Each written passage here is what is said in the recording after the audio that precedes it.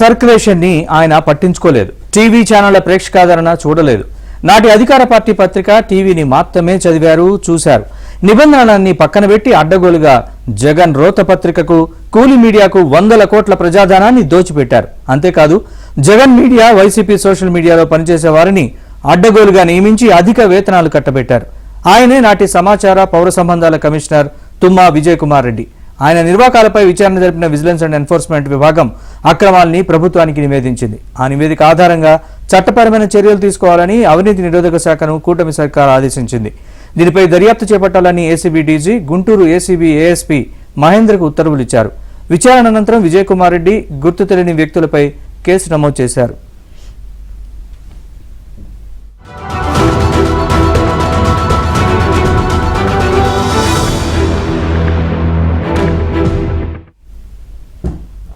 జగన్ రోతం మీడియాలో పనిచేసే వారిని అవుట్ సోర్సింగ్ ప్రాతిపదికన ఐఎన్పీఆర్ లో వివిధ పోస్టులు నియమించారు. 142 పోస్టుల భర్తీకి విజయ్ కుమార్ రెడ్డి ప్రతిపాదనలు పంపారు.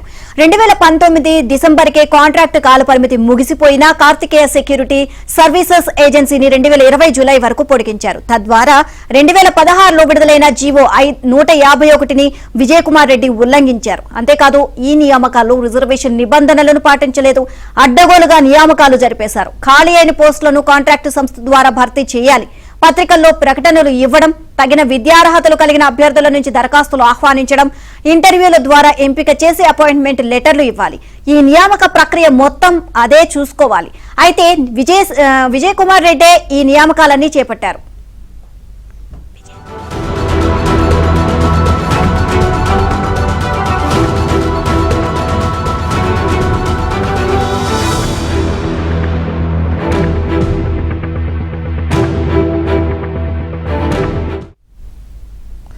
Agency managing partner Kameshwar Prasad ను పిలిపించి నియామక ప్రక్రియలో ఆ సంస్థ జోక్యం చేసుకోవాల్సిన అవసరం లేదని, వారిని తామే ఎంపిక చేసి పేర్లు పంపుతామని, వారి పేర్లతో నియామక పత్రాలు పంపాలని స్పష్టం చేశారు. 2019-20 మధ్య వివిధ తేదీలో 142 మంది పేర్లను వివిధ పోస్టులకు పంపి వారి పేర్లు, హోదాలతో అపాయింట్మెంట్ లెటర్లు ఇప్పించారు. Vijay Kumar Reddy, digital corporation director Devender Reddy ఆదేశాలతో ఈ నియామకాలను చేపట్టారు. వీరిలో అత్యధికులు సాక్షి మీడియాలో పనిచేస్తున్న వారే. వారి సర్టిఫికెట్లను పరిశీలించలేదు.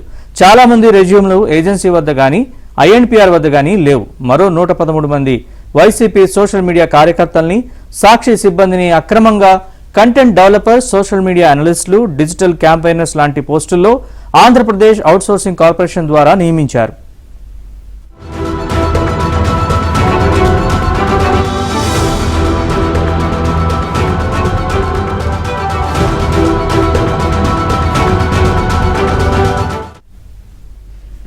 అలాగే విజయ్ కుమార్ రెడ్డి నిబంధనలకు, సుప్రీంకోర్టు మార్గదర్శకాలకు విరుద్ధంగా సాక్షి మీడియాకు 100 కోట్లు చెల్లించారు.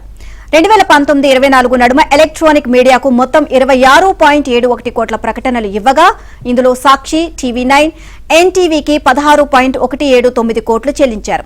ఏబిఎన్, ఆంధ్రజ్యోతి, TV5, మహా టీవీకి అసలు ప్రకటనలే ఇవ్వలేదు. ఈ ఛానళ్లు పెండింగ్ బకాయిలను క్లియర్ చేయకుండా వేధించారు. సాక్షి, TV9, ఎన్టీవీ బకాయిలను మాత్రమే క్లియర్ చేశారు.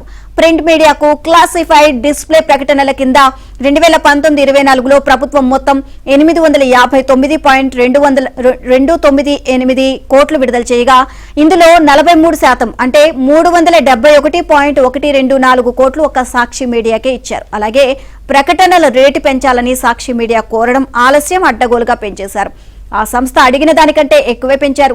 ఆంధ్రప్రదేశ్ మొత్తం తమ పేపర్లో ప్రకటనకు సెంటీమీటర్ 2626కి పెంచాలని అడిగితే విజయ్ కుమార్ రెడ్డి ఏకంగా 2917కి పెంచారు. అంటే 291 అదనంగా ఇచ్చేశారు. తద్వారా 2021-24 నడుమ జగన్ పత్రికకు 19.63 కోట్లు అధికంగా ఇచ్చారు. నాటి కమిషనర్ అధికార దుర్వినియోగంపై మరింత లోతుగా దర్యాప్తు చేయాల్సి ఉంది.